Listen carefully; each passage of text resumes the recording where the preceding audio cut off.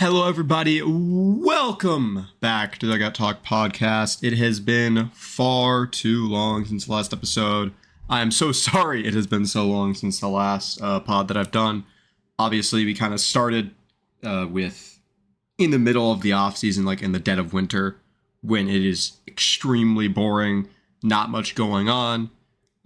Try to get a couple of fun pods out.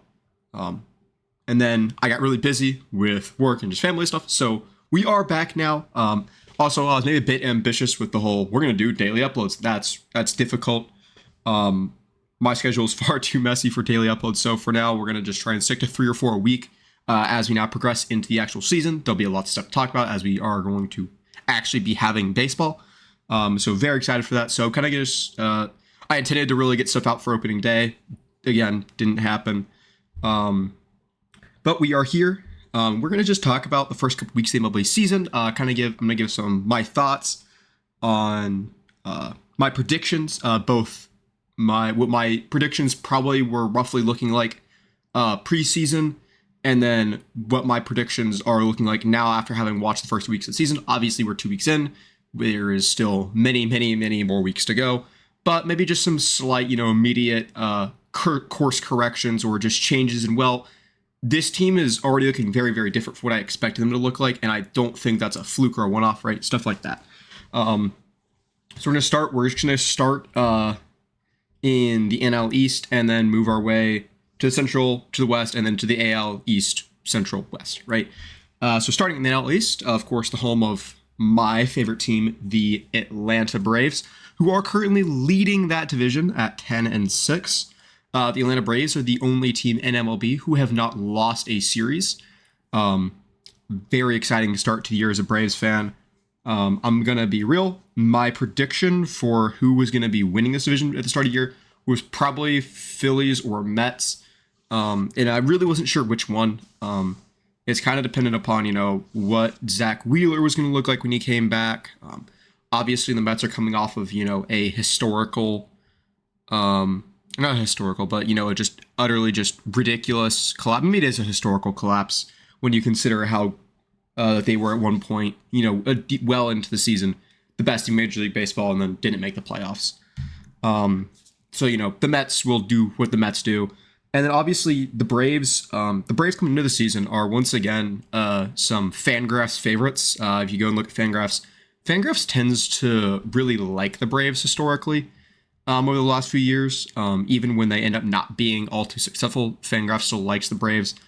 And I've had this tendency to kind of want to root for the Braves here in this division and say Braves are going to do this, right, and they're going to actually show up and win. And it just has been hard to say that the last couple of years. And even when I do say that, even you go back and look at 2023. One of the best offenses, if not the best offense in MLB history, won over 100 games, got knocked out in the DS, right? So them even being good isn't even an indicator that they're going to have success in the playoffs. But the biggest thing for the Braves the last couple of years has been pitching injuries. And with Spencer Strider and Spencer Schwellenbach both starting the year in the IL, it's kind of like, are we going to get off to a rough start again? I mean, remember, the Braves, I think, started 0-8 last year. Missing what is arguably, I'll say your second and third. I'd say Chris Sale is currently their best starter still. So missing arguably your second and third best starting pitchers to start the year is generally not a recipe for leading the division 2 weeks in. But yet they are. So that's been great. And I think I honestly, having now seen the way they're playing, Drake Baldwin is performing at a level I don't think anyone expected. And I mean, the Braves didn't do anything huge this offseason. They made moves, but they didn't do anything giant. Outside of, I guess you could say Robert Suarez was a pretty significant move. I'm thinking that pretty soon he will be the closer there in Atlanta, probably with either Raisel Iglesias getting demoted down to setup or getting traded at the deadline. sorry, most teams not going to be this in depth. But me being a Braves fan, I follow the Braves really, really closely, and so I have a bit more to say on them. But the Braves have looked quite good. That first game was just magical. Watching that ending against the Royals on a Friday night, just first Braves game of the year, so much fun to watch. And I'm honestly going to pivot here. I think having seen what the Braves are doing here without their second and third best starters, knowing that Spencer Strider is going to be eyeing a May return, I think if the Braves can continue doing what they're doing, which I think is incredibly possible, and until they can get that pitching back, right? Again, also remembering that they are also playing without Ha-Sung Kim, who is supposed to be their starting shortstop. Now, granted, the guys who have been playing in his place, Mauricio Dubon taking over at short, although he had played center field as well. He's played center field last night to let Jorge Mateo get the start at short. And Jorge Mateo's look great. Mauricio Dubon's look great, right? All these guys that you would think would be kind of platoon guys have just been outstanding for the Braves this year. And I think that's really one of the things you can attribute to their success. And when your platoon guys are coming out and doing what Dubon, Mateo, Smith, all these guys have been doing, that's a recipe for success, even when you have some other injuries. So I think if the Braves, again, like I said, can continue doing what they've been doing so far this year, they're going to look good. So I think, even though, like I said, I probably would have had sat down and really thought about it. I think I probably would have picked the Mets, just because of the Bichette acquisition. They have Juan Soto, the Ferretti Peralta acquisition. I think I would have just looked at the Mets and said, the Mets are, I think, just the best team in this division. But started 7-9. Again, we have played 16 games Major League Baseball. It's a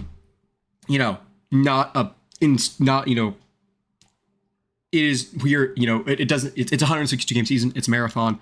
We have played 10% of the season.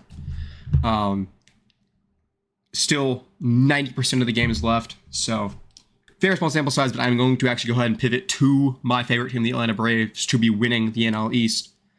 As far as what I expect the shakedown to be, I'm currently going to take Atlanta as my number 1, Mets as my number 2, Philly is my number 3. I think Mets are for sure, if the Mets are number 2 in that division, are a wild card spot. I think if Atlanta's winning that division, whoever number 2 in that division is almost certainly getting a wild card spot. I think number 3 is also a high possibility for a wild card spot. They give me number 4, the Marlins, and then number 5, the Washington Nationals. Moving on to the NL Central. The NL Central has gotten off to a, I'll say, unexpected start, as we currently have the Pirates leading that division. I don't think anyone would have had the Pirates leading the divisions 15 to 16 games deep, as they are currently sitting at 9-6 atop that division. Obviously with the Reds behind them, and then the Cardinals looking quite good. They obviously are still, I think, rebuilding. I don't think that success will, the over 500 start they've had will be sustained. Of course, Chicago, the Cubs being in last place in this division, I don't think that'll be sustained. Obviously, I think the Cubs are now in an uphill battle. Of course, I talked in one of the few pods that I have put out this year about how I think the Cubs are honestly looking quite scary this year. I think that they are ready, I was saying that they are finally ready to go out and take the Central, like I think they've been intending to do for a couple of years now, that they finally have the team to do it. And now Cade Horton's out for the whole year, right? Not a place you want to be, obviously, with Justin Steele still being out. So really just starting pitching woes for them right now, and just overall not performing the way I think they want to.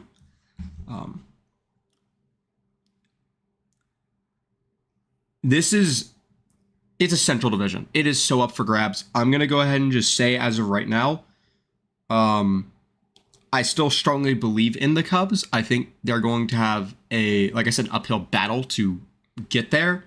I still believe in the Cubs right now as my NL Central pick, even though they've had a rough start. We've seen absolutely, we've seen worse starts make the playoffs and also win the division. So I do believe in the Cubs to be able to do that. The Pirates being 9-6 and being atop that division, I by no means do I think the Pirates be leading the division. within a week from now and then ever be atop that division this year. But I'm not going to discount the Pirates as a potential wild card this year. When you consider that they've got Connor Griffin, who just came up. He hasn't been doing amazing, but, dude is still 19. Like, he's like almost 20, but dude is still 19 years old. And he just signed a massive contract. He is still very young. He's got a lot of development ahead of him. But the Pirates have looked great. And so, because of that, not to mention, they still have Paul Skeens, right? Who, granted, you can say what you want about the Paul Skeens performance so far this year, particularly that first start. He is still the reigning NL Cy Young, and he's still going to probably be a perennial Cy Young contender for the next decade, right? Dude is just phenomenal. He is a generational pitching talent, right? He is, I think, going to be. We are seeing the passing of the torch from Scherzer, Verlander, and Kershaw now to guys like Paul Skeens, right? That torch is being passed that torch is being passed as they are, retiring. They are, entering the twilights of their careers, and we have this new young talent, right? So, I think they are legitimately a wild card contender. I think it's going to be like the last wild card spot, but I genuinely do believe in them. They went out, they got some pieces, right? They have Lau, they have O'Hearn, they got Ozuna, right? So they have an offense now. They have guys that actually are capable of going out and helping that team put up runs. So I honestly actually have a lot of faith in this Pirates team. Of course, their pitching also is looking pretty solid, and I mean, they are 9-6, so a very, very good start to the year. So I'm going to say right now my current. The other thing I'm just struggling with here is where did the Brewers fall into this? Because every year, I've said this before. I think I said this in the episode about the Cubs. Was every year. I definitely said this before on the podcast, which is it feels like every single year we pick insert other team, insert NL Central team besides the Brewers to win the division. And then the Brewers just randomly have this like thrown together team that just somehow works and goes out and wins the division out of nowhere, right? Last year, not only did they win the division, they had the best record in baseball. How that happened, no one knows, but that's just what the Brewers do. So, could I still potentially eat my words here? Absolutely. I actually fully expect to eat my words here, but that doesn't change that I still want to kind of ride with it, I think. So I'm gonna stick with. So I'm gonna say that my preseason prediction would have been Cubs, Brewers,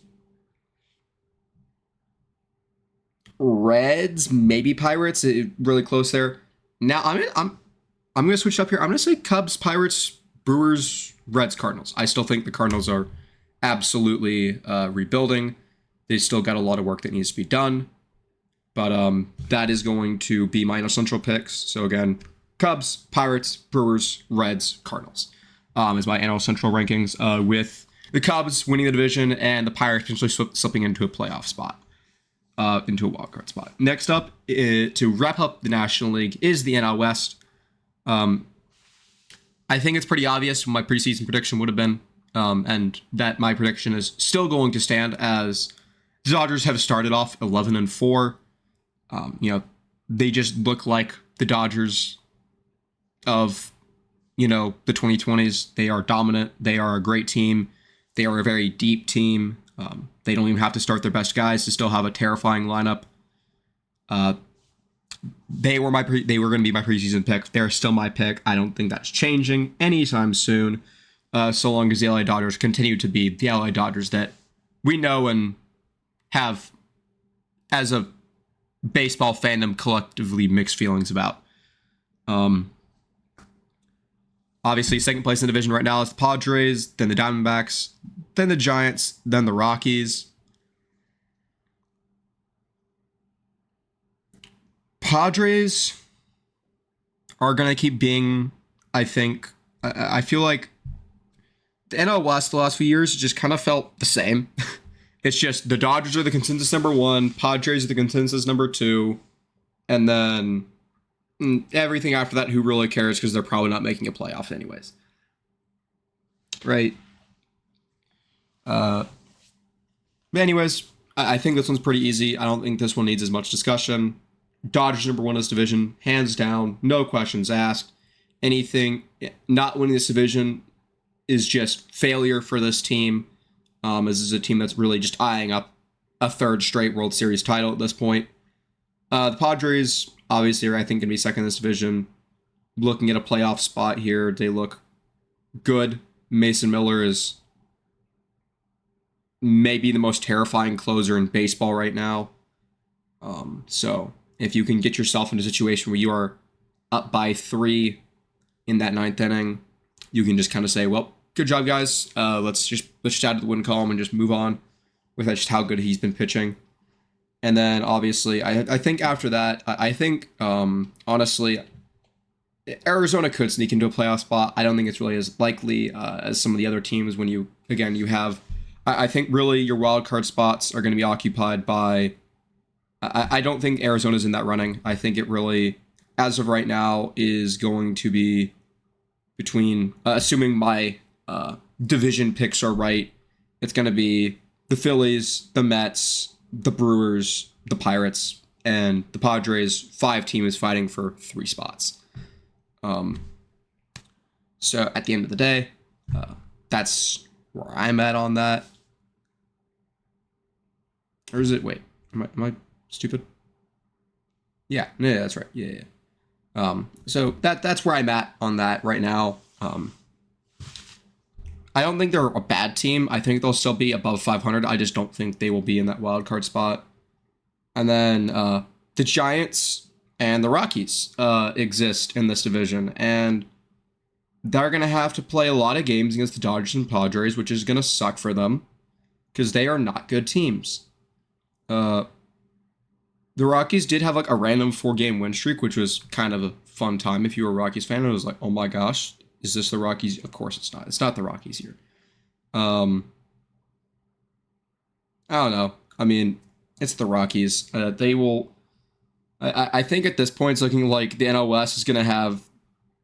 The NL West could very well. I don't think that it's likely. I'm just going to say that of all divisions in baseball, this is the most likely division for this to happen.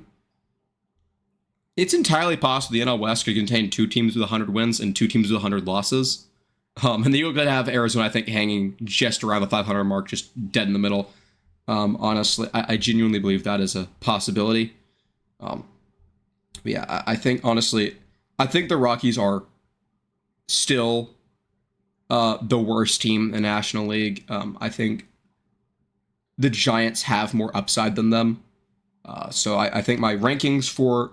I think the way the division looks right now in this moment of it being Dodgers, Padres, as of recording, of being Dodgers, Padres, D-backs, Giants, Rockies, is exactly how it's going to end the year. So that is my current prediction for that. So that is our NL Central, or that is our National League East, West, and Central predictions. Now we're going to move on to the AL. So, starting, again, we're going to go same order, East, Central, West. We're going to start in the AL East. Man, once again, the AL East is a mess, and I have no clue what to do with it. Genuinely, teams who I'd expect to be good have struggled to start the year. Teams who I'd be like, I don't even, like, the AL East is, I think, I think the East division is just the divisions of what is even happening here, right? Actually, no. The East, and I think the 2 divisions that I have the least clue what to think about them right now are the AL East and the AL West. I'll start with the East, though, of course. Obviously, right now, the current standings are the Rays, Yankees, and Orioles all tied at 8 and 7. And then the Blue Jays and Red Sox tied at 6 and 9 through 15 games.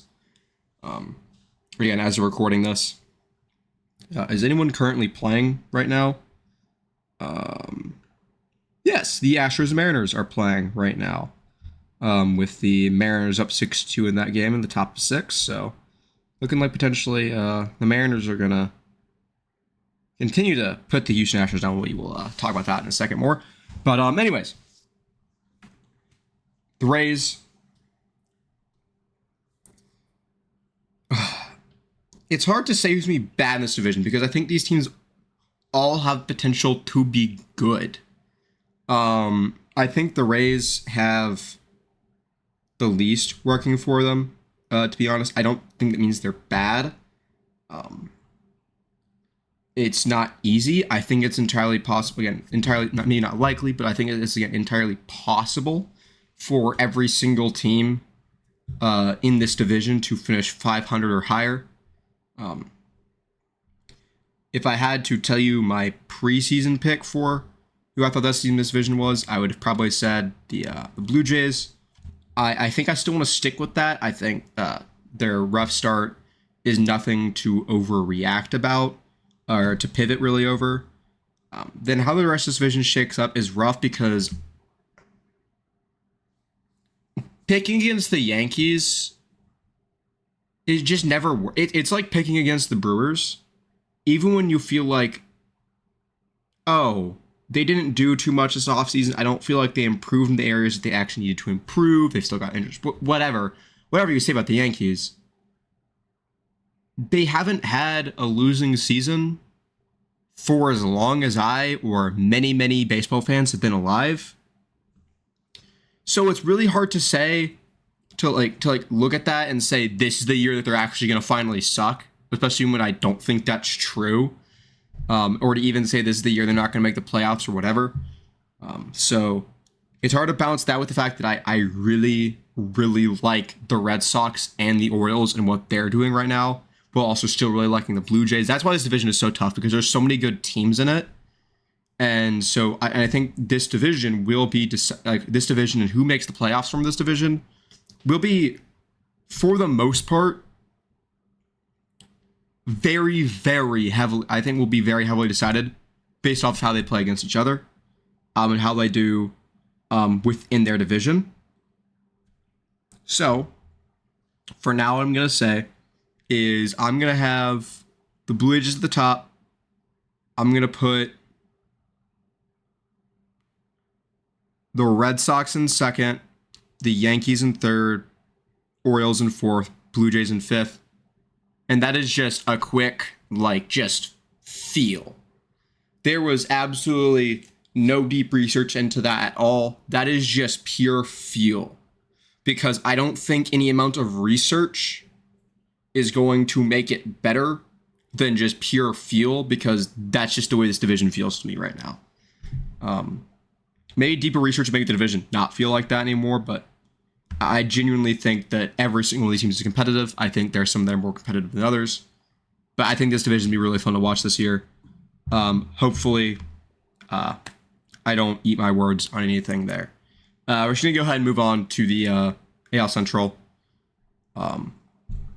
which currently sees the Twins in the lead of that division, tied with the Guardians. Man, the AL Central, such an interesting division. I don't think the Twins are going to stay in the lead of this division. I think they're a faker, being 9-7. I don't think that's crazy good. Only 2 games above 500, but I think honestly they are not going to be leading that division probably much past this week. Like I said with the Pirates, I think really the people you're going to be looking at to win this division are Tigers and the Guardians. The Guardians have looked quite good this year, although we won't talk about how they looked last night against the Braves. Braves, of course, having the most hits this year in a Major League game with 19 hits, scoring 13 runs against the Guardians last night. Very fun game to watch. But anyways, me being a Braves fan aside, I think the Tigers are once again probably overall the strongest team in this division. Of course, when you're the strongest team in the division, you still have to perform. You still have to go out, right? The Tigers, again, were at one point last year the best team in baseball, ended up only barely scraping into the playoffs, right? So, obviously, they've got some work to do, but, I mean, they have potentially the scariest 1-2 punch in the league right now. I think definitely the scariest lefties, maybe the scariest lefty pair for sure in Skubal and Valdez. So they look great. That is a terrifying combo. Even if they're not off to the hottest start so far, I think that's still maybe one of the most terrifying and dominant 1-2s in the league potentially. Also, not to mention Kevin McGonigal. I'd say a front runner for Rookie of the Year right now in AL. And the AL has looked quite strong. And again, I think they just have all around the best team in the Central, holistically.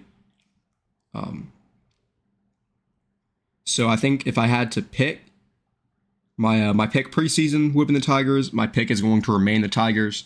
Tigers number 1, Guardians 2, Royals 3, Twins 4, and I think it's kind of a foregone conclusion that the White Sox are the worst team in this division. I think they have maybe some potential to have some exciting players. Obviously, Murakami has hit a home run in his first 3 games. That was quite exciting. Also a front runner for AL Rookie of the Year. But I don't think that's going to be enough. Obviously, I don't think they even have a shot at sniffing a wild card spot. They are still, I think, the worst team in baseball. And so that is going to bring us to our final division, the AL West, where I'm going to do another yap about my favorite team in the Texas Rangers. I have already been to see a Texas Rangers game this year. Of course, last year I went opening weekend when they played the Red Sox. Unfortunately, the Rangers were on the road to start the season this year in Philly, and then I actually went out of town Easter weekend when the Rangers had their home debut. So I went to their second series against the Seattle Mariners, which they swept. I went to the third game of that series, so I got to see Mackenzie Gore and Brian Wu. That was my first time seeing either of them pitch in person.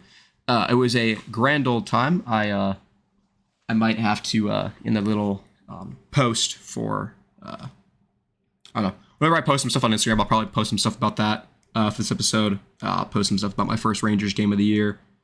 Very fun. They're currently on an extended road trip right now, but they will be back next week, and they will be playing the Pirates. So I am going to I'm just crossing my fingers that Paul Skeens is starting that series. The Rangers are probably hoping that Paul Skeens is not starting, but I am, because I want to see Paul Skeens pitch. But regardless, I might still get to see Bubba Chandler, or for sure we'll get to see Connor Griffin. I'll get to see Marcell Ozuna again, of course, former Brave.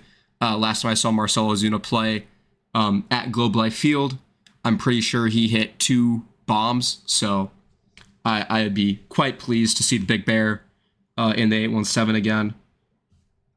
And so, anyways, speaking of 817, the Rangers are 8-7, tied for the lead in that division with the Athletics of now Sacramento, California, soon to be Las Vegas, Nevada. I honestly am not surprised with this fact at all. I think the Rangers should be considered to be one of the best teams in this division. You were looking at a team that had the best defense in baseball history last year, a team that had, but had one of the worst offenses in the league, and as a result was just not good enough to make playoffs because they simply lost too many games that they frankly could have won were it not for just having no offense. This year, the offenses looked much better. They have scored 59 runs through 16 games, which admittedly isn't, or through 15 games. So they've basically been scoring about 4 runs a game, which is not phenomenal, but hey, it's enough, right? They have a positive run differential, which is good, and they look quite strong. So I think preseason, I would have set the Mariners as my division pick, and I'm kind of torn as whether I want to stick with that. I think the Mariners are still a very strong team. They, of course, still have that rotation that gets to pitch in a very pitching-friendly environment in Seattle, 81 games out of the year. Um, I mean, even their games against they got swept by the Rangers, but it was really a lack of offense that did it for me. It's really been what has been in the Mariners' struggle so far this year has been a lack of offense. For the most part, they just have not looked offensively strong enough this year. Um, Meanwhile, the Rangers have just been doing exactly what they need to do, and I will also say, a big catalyst of that has been Brandon Nimmo. Of course, the offseason trade for Marcus Semien and Brandon Nimmo with the Mets has looked quite good so far for the Rangers. Brandon Nimmo has gotten off to a blazing hot start. He's looked great, and I think that he has been kind of bring that whole Rangers offense up, and I think they are in a much better place this year. I'm not quite ready to fully bet against Seattle yet. I still think that they are a really, really strong team, but I think for the time being, I've got to stick with my hometown Texas Rangers. I got to believe in them. I really think that they do have the potential to do that. I think it's going to be very, very close is what I'll say. I think that'll be I'm going to take the Rangers to win this division. But it's not going to be by a whole lot. It's going to be very, very tight with the Mariners. Then in third place, I'm going to have the Athletics. Just because they've still got that strong young core. I think they have potential to just go out and just consistently be unexpectedly winning series and then also still be able to get the job done against teams they should be getting the job done against, on a regular enough basis that they will probably, I think this is the year the Athletics finish above 500, and I do genuinely believe in that. Even if it's only 83 and 81, or sorry, 82 and 80. I don't know why I added 2 games. We're not going to talk about that. Even if it is literally just 82 and 80, I do believe in them to finish above 500 this year. Then I'm going to have the Houston Astros in fourth. I think the Astros are better than last in the division. I don't think by a whole lot. I just think that the Angels are worse. The Astros have not looked good. The only real bright spot for them has been Yordan Alvarez, who is returning from injury, looking like he could potentially be the AL Comeback Player of the Year. He's looked good. Everyone else outside of him has looked, honestly, not great.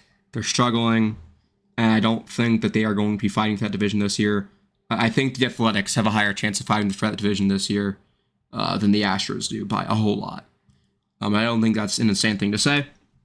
So again, my final standings for the West is going to be Rangers, Mariners, very, very close, Athletics, Astros, Angels. So just to quickly recap, and this is going to be just my standings predictions. I'm going to do, we're probably going to do a very, very quick standings predictions in the first episode of Dugout Talk show, which I'm working on right now, trying to get that scheduled and prepared. And we also will during that do our I think I will also try and schedule out time to do the do our Cy Young, Rookie of the Year, MVP picks, and Comeback Player of the Year as well. We could also do Manager. I think we also will. I think we'll do Manager of the Year as well in there. I'll go ahead and commit. We'll do Manager of the Year as well. So we'll do all of those on the first Dugout Talk show as well as some other fun stuff. Just gonna quickly recap all of my division picks. So in the National League, in the NL East, I'm going Braves, Mets, Phillies, Marlins, Nationals. Then in the Central, I've got Cubs, Pirates, Brewers, Reds, Cardinals. The West is going to be Dodgers, Padres, Diamondbacks, Giants, Rockies. And then going to the American League in the East, I'm going to have the Blue Jays, the Red Sox, the Yankees, the Orioles, the Rays. The Central is going to be Tigers, Guardians, Royals, Twins, White Sox, and finally the AL West is going to be Rangers, Mariners, Athletics, Astros, Angels. That is my picks for the final standings. I'm not going to even really do my wildcard projections just yet. I didn't really say my wild card predictions in the AL too much. I'm going to say that really my expected wild card fighting teams are going to be the Orioles, Yankees, Red Sox. Yes, I do still believe in that division, just having all the wild cards. The Mariners and the Athletics, I think, would be my 5 picks for who's fighting among my non-division winners. So that is my predictions for the 2026 MLB season. I kind of already, and again, not too much that was really affected by these first 2 weeks. A little bit. I got a little bit more excited about the Braves, having watched the first 2 weeks of this season. But yeah, very, very excited. Please feel free to let me know what you agree with and don't agree with. If you have any hot takes, please feel free to drop some comments. Let me know your guys' predictions. And I will catch you guys in the next pod. I'm probably going to go ahead and just straight after this one, as soon as I'm done recording this one, just go ahead and record another one. So expect just a couple of pods to get pushed out through the rest of this week. Again, I'm going to already start working. I'm going to start seeing out some texts, getting the First Visit Dugout Talk show planned. And so please enjoy another very exciting week of Major League Baseball in 2026. And I will catch you guys in the next pod. Have a good week.